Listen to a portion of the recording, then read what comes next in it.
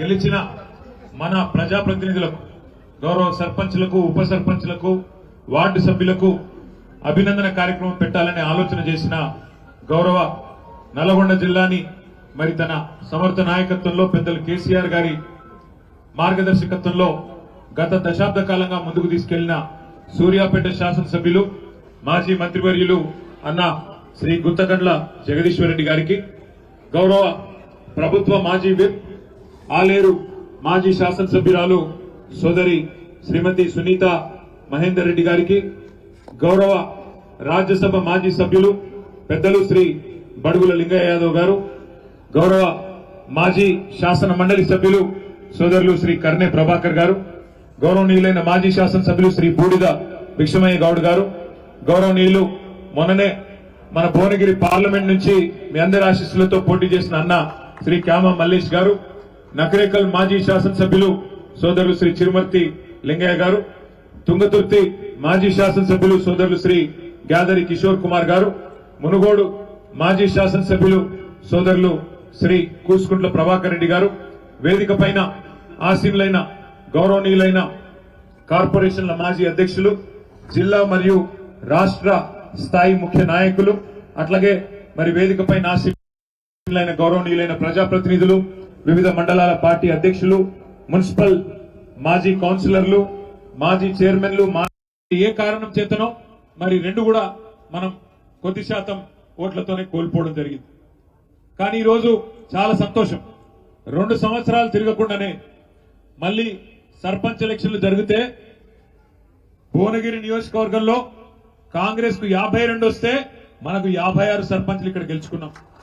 ఆలేరు నియోజకవర్గంలో 74 మంది సర్పంచ్లు గెలిచినారు. మునుగోడు కేవలం 2 మండలాలు వస్తాయి మనకు, చౌటుప్పలు, సంస్థ నారాయణపూర్ 2 మండలాలు కలిపి అక్కడ కూడా 15 మంది సర్పంచ్లు గెలుచుకున్నాం. తుంగతుర్తి కూడా ఒకటే మండలం వస్తుంది మనకి, 2 ఏంటి మోత్కూరు, అడగూడు 2 వస్తాయి, అక్కడ 9 సర్పంచులు గెలుచుకున్నాం. అట్లాగే నకిరేకల్లో రామన్నపేట వస్తుంది, ఒకటే కదా, అక్కడ కూడా 7 సర్పంచులు. మొత్తం కలిసి యాదాద్రి భువనగిరి జిల్లాలో 161 మంది సర్పంచులను గెలిపించుకున్న నాయకత్వం మొత్తానికి హృదయపూర్వకంగా నేను అభినందనలు తెలియజేస్తా ఉన్నా.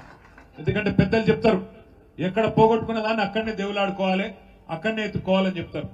2 ఏళ్ల కింద ఎక్కడనైతే పోగొట్టుకున్నామో అధికారం, అక్కడి నుంచే తిరిగి మళ్లీ పూర్వ వైభవం ప్రారంభమైంది అనడానికి ఈరోజు ఆ యాదాద్రి లక్ష్మీ నరసింహస్వామి ఆశీస్సులతో మనం సాధించిన ఈ గెలుపే దానికి నిదర్శనం అని చెప్పక తప్పదు. ఈ గెలుపు సామాన్యమైన గెలుపు కాదు. ఇంతకుముందు సోదరుడు మాట్లాడుతూ ఒక మాట అన్నారు, పార్లమెంటు గెలుచుడు అలకగానే కానీ పంచాయతీ గెలుచుడు కష్టమని. అది నిజం కూడా. ఎందుకంటే ఎట్లెట్లా ఓట్లు తగ్గితే అట్లెట్లా ఓటు విలువ పెరుగుతుంది, ఓటు బరువు పెరుగుతుంది. నిజంగా కూడా ఒక్కొక్క ఇల్లు తిరిగి ఒక్కొక్క మనిషిని కలిసి కడుపులో తలబెట్టి ఆ ఉన్న 1000 ఓట్లలో 2000 ఓట్లలో గెలిచి రావడం అంటే మామూలు విషయం కానే కాదు. అందుకే మళ్ళొకసారి గట్టిగా గెలిచిన సర్పంచ్లకు, ఉప సర్పంచ్లకు గట్టిగా అభినందనలు చెప్తాను. మీ గెలుపు ఇవాళ రాష్ట్రంలోని పార్టీ మొత్తానికి 1000 ఏనుగుల బలాన్ని ఇచ్చింది. సామాన్యమైన విషయం కాదు. గెలిచిన వాళ్ళు అట్లాగే దగ్గరకు వచ్చి ఓడిపోయిన వాళ్ళు ఉన్నారు, కొంత దూరంలో ఉండి ఓడిపోయిన వాళ్ళు కూడా ఉండొచ్చు. కానీ 12,800 గ్రామాల్లో పోటీ చేసి వీరోచితంగా పార్టీ కోసం గిరిగీసి బరిలో నిలబడ్డ ప్రతి ఒక్కరికి గట్టిగా చప్పట్లు కొట్టి ఒకసారి అభినందనలు చెప్పాలని చెప్పి కూడా నేను కోరుతా ఉన్నాను.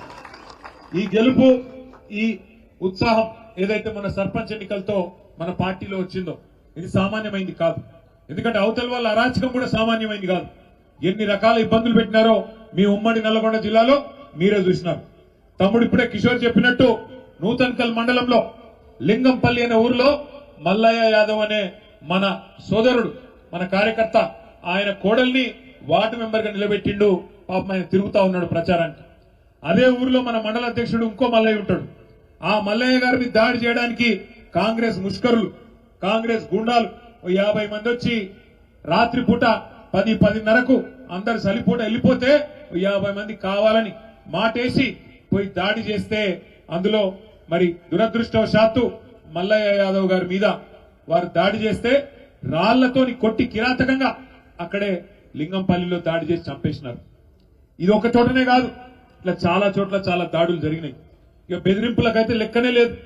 అంత ఎంత గలీజ్ అంటే రాజకీయం ఎంత గలీజ్ గా మారిందంటే కాంగ్రెస్ వచ్చినాక మనం కూడా ఉన్నాం 10 ఏళ్ళు ప్రభుత్వంలో, కానీ ఎప్పుడు ఇంత చిల్లర రాజకీయం చేయలే.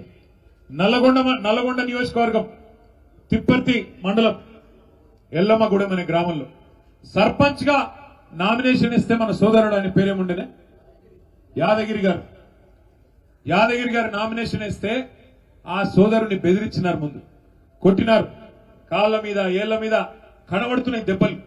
ఎగ్జామినేషన్ చేస్తే ఏ డాక్టర్ అయినా సర్టిఫికెట్ ఇస్తాడు, బాగా కొట్టినారు.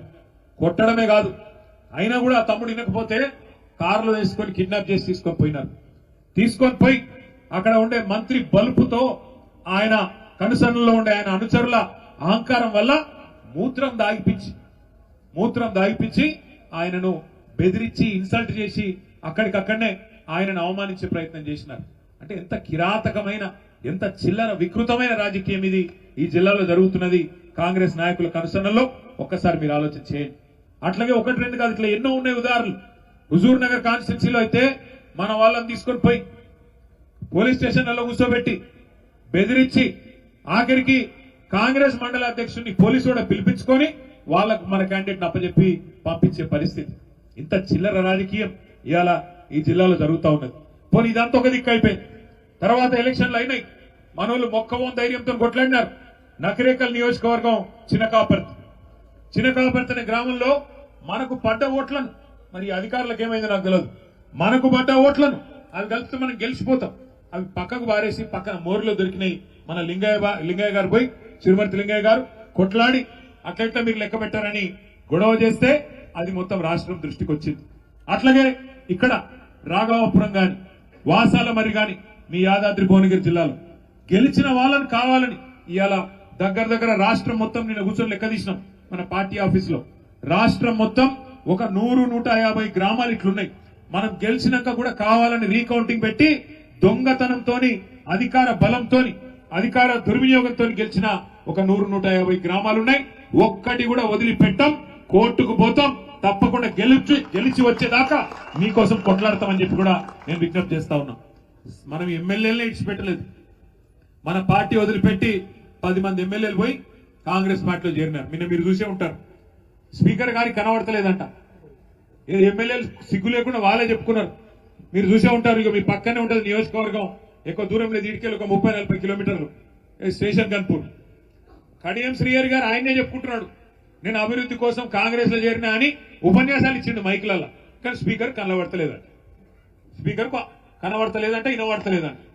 అంటే ఎంత గలీజు, ఎంత వికృతమైన రాజకీయం అంటే స్పీకర్ గారేమో ముఖ్యమంత్రి ఏం చెప్తే అది ఆయన చేస్తా ఉన్నాడు. ఇంకా గలీజ్ ఏంటంటే 10 మంది ఆ ఎమ్మెల్యేలు ఎవరైతే పోయినారో వాళ్ళు ఇలా ఆడనా మొగనా చెప్పాలని పరిస్థితి ఉన్నారు. వాళ్ళు ఏ పార్టీ రాబోయి నీదంటే ఏ పార్టీ ఆనికి తెలియదు. ఎంత సిగ్గుమాలిన పరిస్థితి.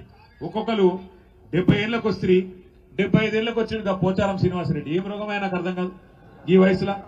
ఓసారి స్పీకర్, ఓసారి మంత్రి, ఇంకేం చేస్తారు కేసీఆర్? నీకు సిగ్గు లేకుండా కాంగ్రెస్ లో చేరి ఇలా ముఖం ఎక్కడ పెట్టుకోనా తెలియక కాంగ్రెస్ లో దిక్కు కూర్చున్నాడు.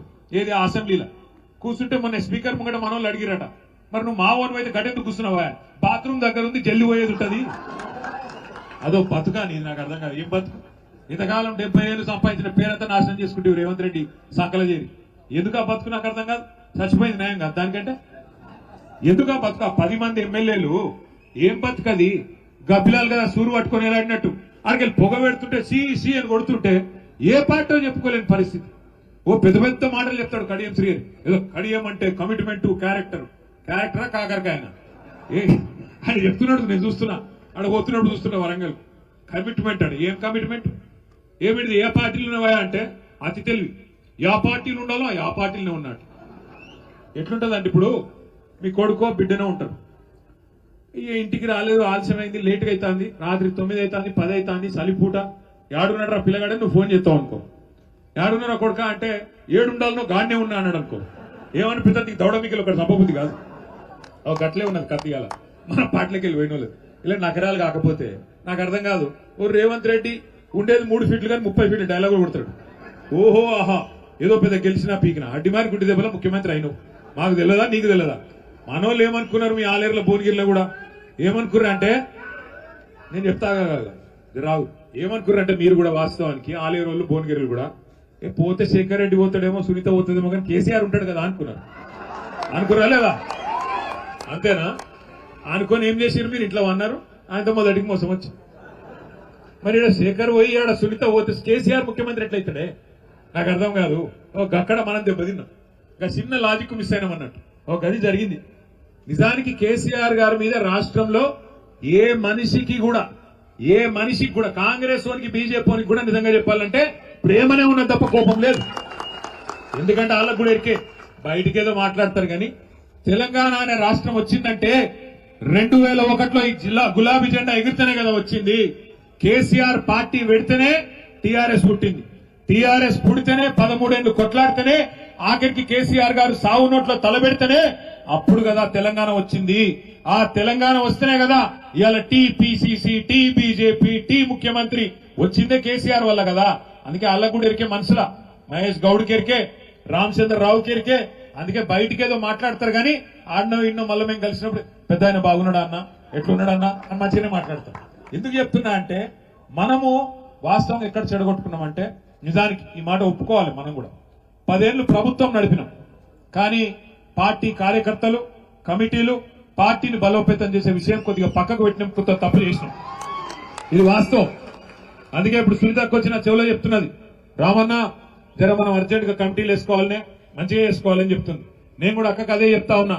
అక్క దబ్బన ప్రభుత్వం పొడిగిన జెడ్పీటీసీ, ఎంపీటీసీ ఎలక్షన్లు పెడితే అవి కొట్లాడదాం.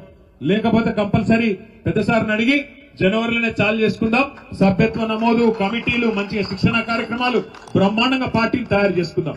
శేఖర్ రెడ్డి గారు ఇప్పుడే చెప్తా ఉన్నారు నాకు ఏమని అంటే, అన్న భువనగిరిలో పార్టీ ఆఫీస్ పెట్టినాక ఇంత బ్రహ్మాండంగా, ఇంత మంచిగా ఒక పండుగ వాతావరణంలో ఈ సభ జరగడం ఇదే మొదటిసారి అన్నాడు.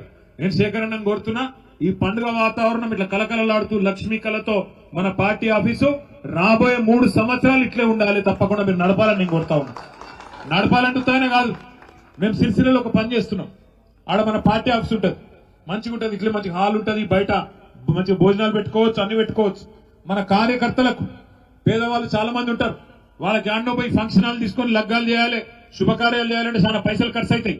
అందుకే ఏం చేస్తున్నాం, అక్కడ ఇప్పటికీ 50 శుభకార్యాలు మన పార్టీ కార్యాలయంలోనే పైసలు తీసుకోకుండా బ్రహ్మాండంగా చేస్తా ఉన్నాం. అట్లాగే ఇక్కడ కూడా భువనగిరిలో, ఆలేరులో ఎవరికి కావాలన్నా మన పార్టీ కార్యాలయం పేదవాళ్ళు అయితే చాలు వాళ్ళకి ఇవ్వండి. బ్రహ్మాండంగా కార్యక్రమాలు ఉన్నప్పుడు కార్యక్రమాలు ఉంటాయి, లేనప్పుడు మంచిగా మన పార్టీ కార్యాలయం కలకల్లాడుతూ ఉండే విధంగా, మన కార్యకర్తల కడుపులు నింపే విధంగా సంతోషంతో మీరు ఆ కార్యక్రమం చేయాలని చెప్పి కూడా శేఖర్ రెడ్డి గారు నేను విజ్ఞప్తి చేస్తా ఉన్నా. ఇంకొక మాట కూడా నేను మిమ్మల్ని కోరుతా ఉన్నా. ఇవాళ నిజానికి మన ఓటమి 2023 డిసెంబర్లో మనని ఎవడో బయట ఓడగొట్టలే, కాంగ్రెస్ ఓడో బీజేపీ ఓడో ఓడగొట్టలే, మనది మనమే ఓడగొట్టుకున్నాం. వాస్తవం చెప్పాలంటే పట్టించుకోక మన సర్పంచులు, మన ఎంపీటీసీలకు ఉండే సమస్యలు మన నాయకులు మనం చూసుకోక, వాళ్ళకు రావాల్సిన బిల్లులు ఇప్పియక, అక్కడ కొంత పట్టించుకున్నట్టు వ్యవహారం చేయడం వల్లనే కొంత వాళ్ళు కూడా నీరసపడ్డారు, నిరాశపడ్డారు కొంత. అందుకే వాళ్ళు కూడా ఉత్సాహంగా పని చేయలేదు. నిజానికి మనం చేసిన పని, కేసీఆర్ గారి నాయకత్వంలో గ్రామ పంచాయతీలలో జరిగిన పని స్వాతంత్రం వచ్చినాక భారతదేశంలో ఏ రాష్ట్రంలో కూడా జరగలేదు అనే మాట అక్షర సత్యం. ఇందులో తిరుగులేదు. ఎందుకంటే నేను ఉత్తరానే చెప్తలేను, మన నాయకుడికి, మన పార్టీకి, మన ప్రభుత్వానికి నేను కితాబులు ఇస్తలేను.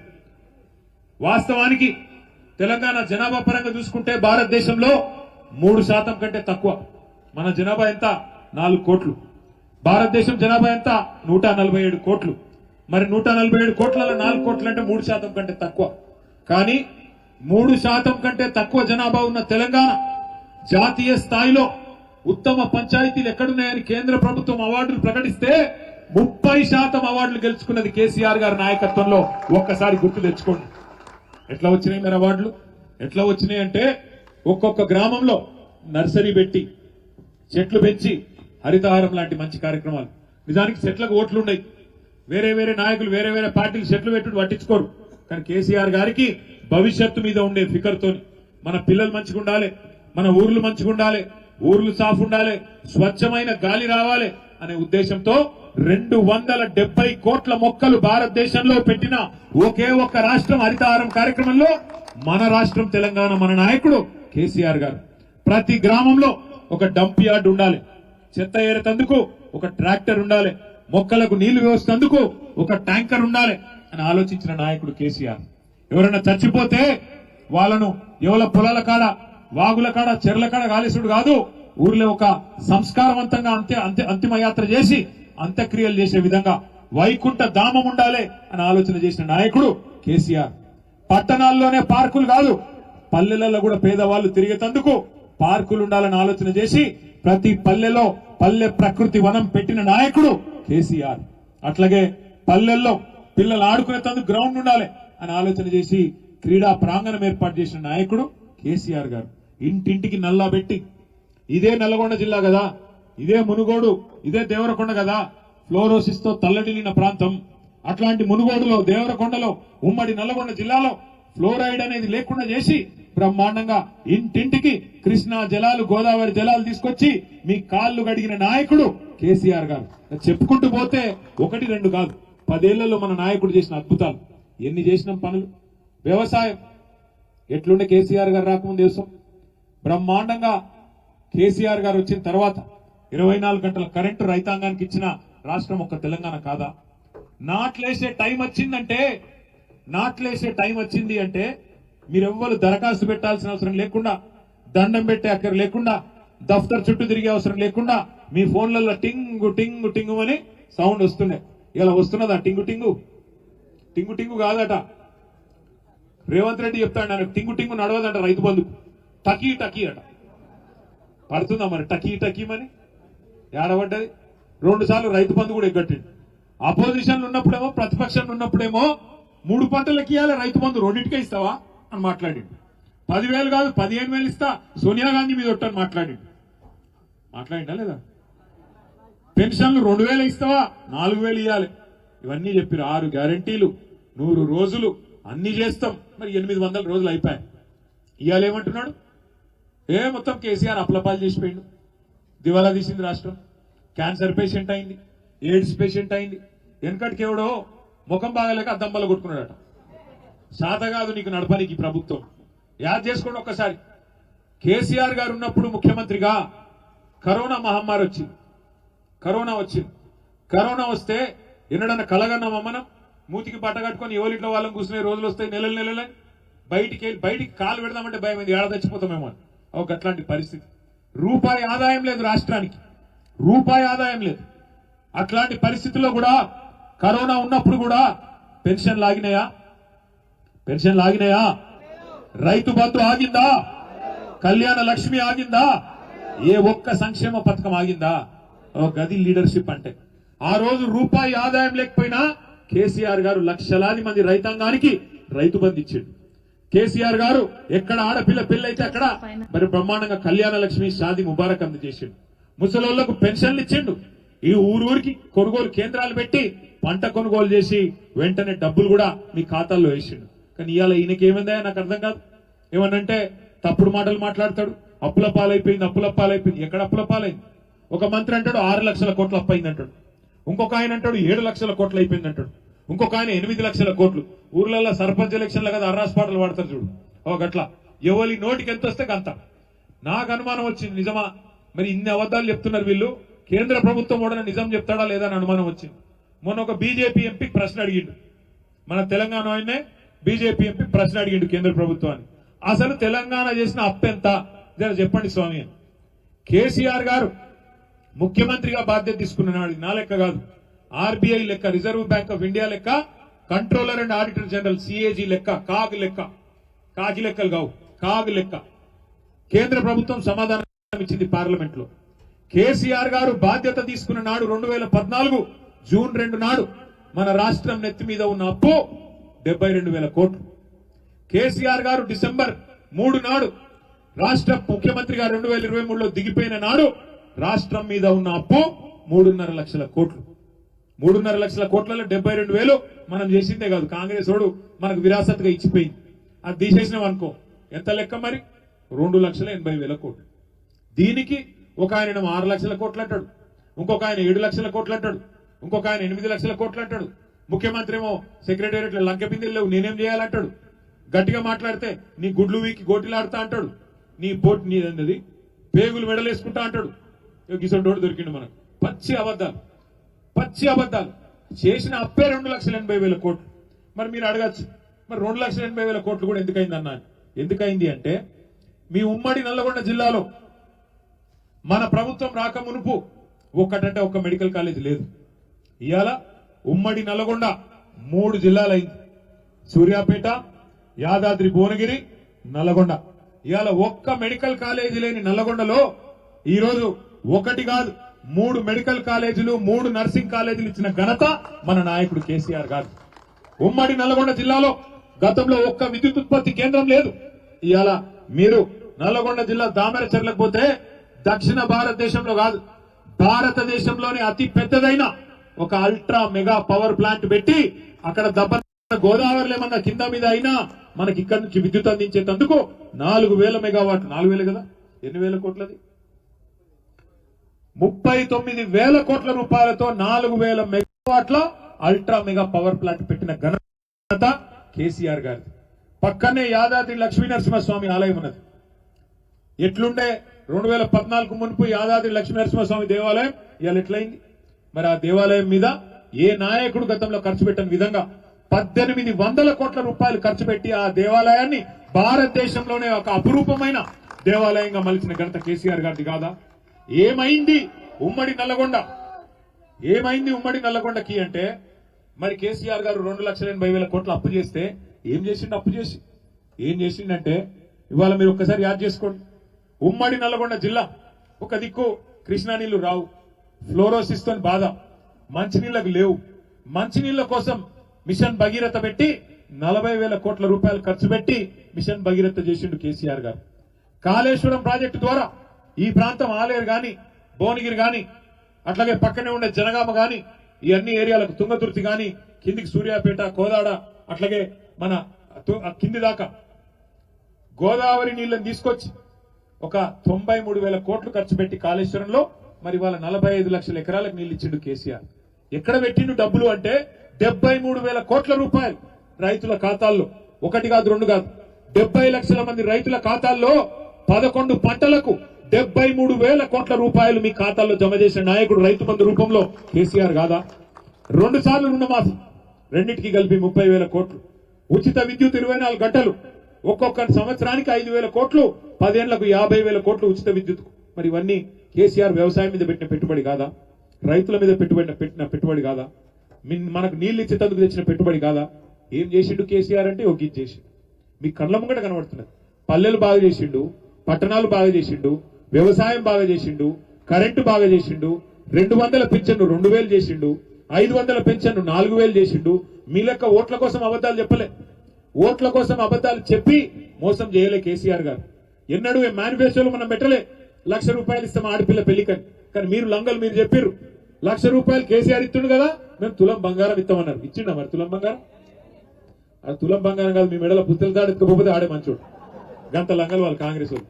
అందుకే మనం చెప్పినాం ఎలక్షన్లకు ముందు, నమ్మకుండ్రి వాళ్ళు మంచోళ్ళు కాదు అంటే నమ్మిరు. మీ నల్గొండ జిల్లా వాళ్ళు ఒక సూర్యాపేట వాళ్ళు తప్ప మిగతా 11 నియోజకవర్గాలు నమ్మిరు. ఇలా నమ్మినాక ఇవాళ అర్థమవుతుంది మెల్లగా మెల్లగా మెల్లగా అయ్యో తప్పైపాయ్, ఎంత పని చేస్తేమి, తినే పళ్ళంలా మన్ను పోసుకుంటేమి, పాలిచ్చే బర్రెను పక్కకు పెడితేమి, తన్నే దున్నపోతుని తెచ్చుకుంటే ఎంత పని అయిపోయారా బాబు అని బాధపడుతున్నాం. కానీ ఒకటి మాత్రం వాస్తవం, సర్పంచ్ ఎలక్షన్లలోనే ఆ మార్పు కనబడుతున్నది. మార్పు మార్పు మార్పు అని కాంగ్రెస్ ఏదైతే డైలాగ్ కొట్టిందో దానికి రివర్స్ మార్పు ఖచ్చితంగా ఇక్కడనే కనబడుతున్నది. అందుకే నాకు పూర్తి విశ్వాసం ఉంది, వారం రోజుల్లోనే జిల్లా పరిషత్ ఎలక్షన్లు వస్తున్నాయట. నేను మిమ్మల్ని అందరినీ మనస్ఫూర్తి కోరుతున్నా, ఆలేరులో భువనగిరిలో గతంలో జరిగిన తప్పు మళ్ళా జరగనీయకండి. వాళ్ళు ఎవరో గెలిస్తే నాకేమొస్తుంది, పోతే వీళ్ళు పోతారు కదా, వాళ్ళు మంచిగానే ఉంటారు కదా, గట్లా కాదు. దయచేసి నేను మిమ్మల్ని కోరుతున్నా, ఏ ఐకమత్యాన్ని అయితే మనం గతంలో ప్రదర్శించినమో ఉద్యమ కాలంలో మళ్ళీ అదే ఐకమత్యం రావాలి. భువనగిరి కోట మీద గులాబీ జెండా ఈసారి ఎగరాలి జిల్లా పరిషత్ ఎన్నికల్లో అని చెప్పి నేను కోరుతా ఉన్నా. దయచేసి ప్రతి జెడ్పీటీసీ సీటును, ప్రతి ఎంపీటీసీ సీటును ఛాలెంజ్ గా తీసుకోండి. పార్టీ బీఫామ్ మీద జరిగే ఎన్నిక ఇది, కారు గుర్తు మీద జరిగే ఎన్నిక ఇది, గులాబీ కండువా వేసుకొని రుబాబుగా కొట్లాడే ఎన్నిక ఇది. కాబట్టి యాదాద్రి భువనగిరి జిల్లాలో జిల్లా పరిషత్ గతంలో ఎట్లయితే కొట్టినామో ఈసారి కొట్టాల్సిన బాధ్యత గౌరవ గెలిచిన సర్పంచులు, కొద్ది తేడాతో ఓడిన సర్పంచులు మీరే కథానాయకులు, మీరే కథానాయికలై ముందుకు నడపాలని చెప్పి కూడా నేను కోరుతా ఉన్నా. నేను చూస్తా ఉన్నా సర్పంచులు గెలిచిన మనోళ్ళు సంబరాలు చేసుకుంటున్నారు. కాంగ్రెస్ వాళ్లకు కడుపుల అజీర్తి లెక్క అవుతాను. అగో వీళ్ళు గినిగానం గెలిచిరి ఎట్లా అని వాళ్ళకు కొద్దిగా అరుగుతలేదు. అరగాక కాంగ్రెస్ ఎమ్మెల్యేలు నోటికి వచ్చినట్టు మాట్లాడుతున్నారు. ఒక ఎమ్మెల్యే అంటాడు, నేను ఇందిరమ్మిల్లు ఇయ్య నీకు, ఎక్కడెక్కడైతే బీఆర్ఎస్ వాళ్ళు గెలిచిరో నేను ఇయ్య. ఇంకొకడు అంటాడు పింఛన్లు ఇప్పియా. నేను ఒకటే మాట చెప్తున్నా, ఇక్కడున్న మా సర్పంచ్ సోదరులు, మా గౌరవ ఉప సర్పంచులు, గౌరవ వార్డు సభ్యులు, మీ అందరికి ఒకటే చెప్తా ఉన్నా, ఇయ్యకపోయేందుకు ఇందిరమ్మ ఇండ్లే కావచ్చు, పింఛన్లే కావచ్చు, ఇంకో ప్రభుత్వ పథకమే కావచ్చు, ఇయ్యకపోయేందుకు ఇది రేవంత్ రెడ్డి గారి అత్త సొమ్మో లేకపోతే ఇక్కడున్న ఎమ్మెల్యే గారి అబ్బసొత్తో కానే కాదు. బాబాసాహెబ్ అంబేద్కర్ రాసిన రాజ్యాంగం ఆధారంగా మనకు ధర్మంగా రాజ్యాంగం ప్రకారం రావాల్సిన హక్కు ఇయ్యకపోయేందుకు వాని అయ్యే జాగిరి కాదు, వాని అత్త సొమ్ము కాదు. భయపడే అక్కర్లేదు. మీరు సర్పంచులు, మీకు హక్కులుంటాయి. మీకు ఒక చిన్న ముచ్చట చెప్పాలి నేను. ఏంది అంటే భారతదేశంలో మనకు నిజంగా చెప్పాలంటే 5 అంచెల్లో ప్రభుత్వాలు ఉంటాయి. పైన కేంద్ర ప్రభుత్వం ఉంటుంది, ఢిల్లీలో ప్రధానమంత్రి గారు, ఎంపీలు, కేంద్ర మంత్రి మండలి, వాళ్ళు దేశం మొత్తానికి వాళ్ళు డైరెక్షన్ ఇస్తారు. కొద్దిగా కిందికి వస్తే 28 రాష్ట్రాలు ఉన్నాయి. 28 రాష్ట్రాల్లో ముఖ్యమంత్రులు, ఎమ్మెల్యేలు, మంత్రులు, వాళ్ళు ఎమ్మెల్సీలు, వాళ్ళు రాష్ట్ర ప్రభుత్వాన్ని నడుపుతారు. అట్లాగే ఇంకో కొద్దిగా కిందికి వస్తే జిల్లాలో జిల్లా పరిషత్ ఉంటది. జిల్లా పరిషత్ లో జిల్లా చైర్మన్ గారు, జెడ్పీటీసీలు, వాళ్ళు జిల్లాని, స్థానిక సంస్థల్ని సమన్వయం చేసుకుంటూ వాళ్ళు నడుపుతారు. ఇంకొద్దిగా కిందికి వస్తే మున్సిపాలిటీలు, మండల పరిషత్లు, మున్సిపల్ చైర్మన్లు, కౌన్సిలర్ ఒక దిక్కు, పట్టణాల్లో మండలాల్లో మండల పరిషత్తు చైర్మన్ గారు, ఎంపీటీసీలు ఒక దిక్కు. ఇంకా కొద్దిగా కిందికి వస్తే గ్రామ పంచాయతీలో సర్పంచ్ గారు, ఉప సర్పంచ్ గారు, వార్డు సభ్యులు. ఒకసారి మన పాత్ర, మన పరిధి, మన హక్కులు మనకు తెలిస్తే ఎవరేం చేయలేరు. గ్రామానికి సంబంధించినంత వరకు గ్రామ పంచాయతీ సర్పంచ్ మళ్ళీ అల్టిమేట్ గా వారే ముఖ్యమైన నాయకుడు అవుతారు. చాలా సార్లు నేను చూస్తూ ఉంటా, గ్రామ పంచాయతీ ఎన్నికలు కాగానే కొద్ది రోజుల తర్వాత ఎంపీటీసీ ఎలక్షన్లు కాగానే మరి సర్పంచులకు, ఎంపీటీసీలకు పంచాయతీ స్టార్ట్ అవుతుంది. ఎంపీటీసీలు ఏమంటారు, అరే ఆయన ఒక్క ఊర్లో గెలిచిండు, నేను 3 ఊర్లో పొత్తులో గెలిచిన, నేను ఎక్కువ ఓట్లతో నేను గెలిచిన, మరి నాకు సీట్ వేయాలి, నాకు గ్రామ పంచాయతీలో అంటారు. అందుకే మనకు మన పాత్ర తెలియాలి. మన పాత్ర ఏంది, మన విధులేంది, మనకు వచ్చే నిధులేంది, ఇది మీకు తెలిస్తే పంచాయతీ ఉండదు. అందుకే మీకు చెప్పే ప్రయత్నం చేస్తున్నా. గతంలో నేను పంచాయతీరాజ్ శాఖ మంత్రిగా కూడా 1 సంవత్సరంన్నర పనిచేసిన అనుభవంతో చెప్తాను. ఇప్పుడు మీరు అందరూ ఆ టీవీ యాడ్ చూసే ఉంటారు, భగవంతునికి భక్తునికి అనుసంధానం ఏమిటిది? బాబా ఏం పర్ఫెక్ట్ చెప్తారా? ఇదైతే ఎక్కడ పోయినా చెప్తారు మొత్తం. గట్లాగే గ్రామ పంచాయతీకి, మండలానికి అనుసంధానకర్త ఎవరు అంటే ఎంపీటీసీ గారు. గ్రామ పంచాయతీకి, మండలానికి అనుసంధానకర్త ఎంపీటీసీ.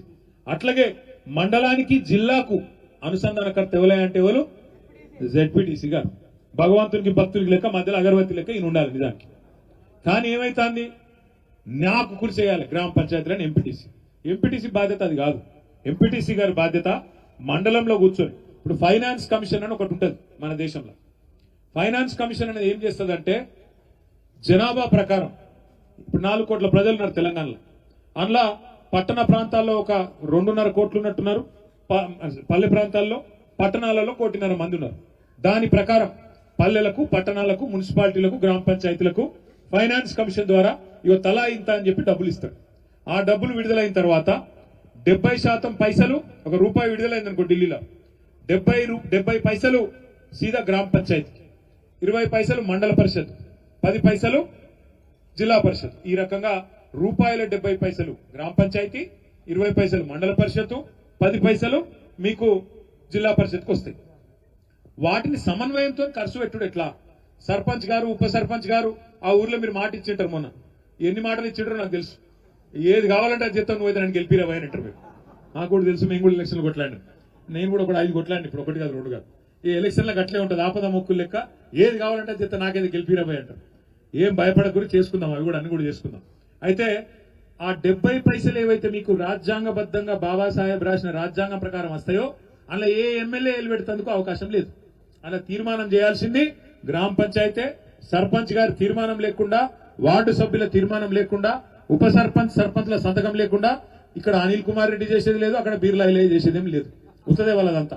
మీదే రాజ్యం, మీదే హక్కులు తప్ప ఎవరికేం లేవు.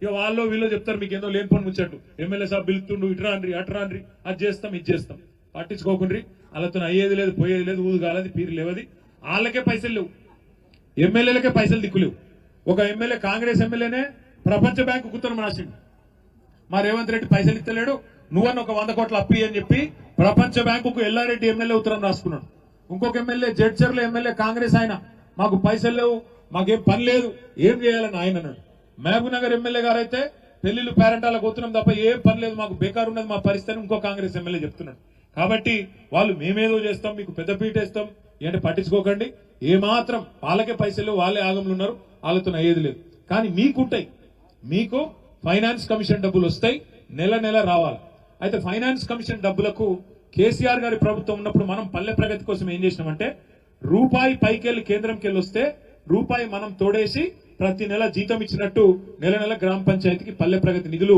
ఆ రోజు కేసీఆర్ ప్రభుత్వం ఇచ్చేది ఈ 2 ఏళ్లలో రేవంత్ రెడ్డికి పైకి ఢిల్లీకి మూటలు పంపినందుకు పైసలు ఉన్నాయి కానీ మనకు పల్లెలకు పంపనీకి మాత్రం లేవు పైసా ఇయ్యలే ట్రాక్టర్ల డీజిల్ పోద్దామంటే పైసలు లేవు ట్యాంకర్ల నీళ్లు పోద్దామంటే పైసలు లేవు ఊర్లలో బుగ్గలు వెళ్ళకపోతే బుగ్గలు పెడతా ఉంటూ లేడు పంచాయతీ సెక్రటరీల కాడ పైసలే లేవు ఇలా అధ్వానమైన పరిస్థితుల్లో పల్లెలు ఉన్నాయి అందుకే మీ మీద బాధ్యత కూడా ఎక్కువ ఉంటుంది ఫైనాన్స్ కమిషన్ నిధులను ఎట్లా ఖర్చు పెట్టాలా ఏం చేయాలా మీ హక్కులేంది మీ విధులేంది ఇవన్నీ కూడా మీకు అర్థమవుతుంది ఎంపీటీసీ పాత్ర ఏంది జెడ్పీటీసీ పాత్ర ఏంది సర్పంచ్ పాత్ర ఏంది ఇవన్నీ మీకు అర్థమవుతందుకు మొత్తానికి ఏం చేద్దామంటే జెడ్పీటీసీ ఎంపీటీసీ ఎలక్షన్లు అయిపోగానే జిల్లాల వారీగా నియోజకవర్గాల వారీగా సర్పంచ్లకు ఎంపీటీసీలకు జెడ్పీటీసీలకు ఒక వర్క్ షాప్ పెట్టుకుందాం ఒక ట్రైనింగ్ కార్యక్రమం పెట్టుకొని మీ హక్కులేంది మీ ఉప సర్పంచ్ తో వార్డు సభ్యులతో మీరు ఎట్లా కలిసి నడవాలి ఏ రకంగా రేపటి రోజున గ్రామ పంచాయతీ తీర్మానం చేసి ఏది సాధించుకోవచ్చు ఏమేమి చేయొచ్చు ఇవన్నీ కూడా మేము మీకు శిక్షణ ఇస్తాం కావాలంటే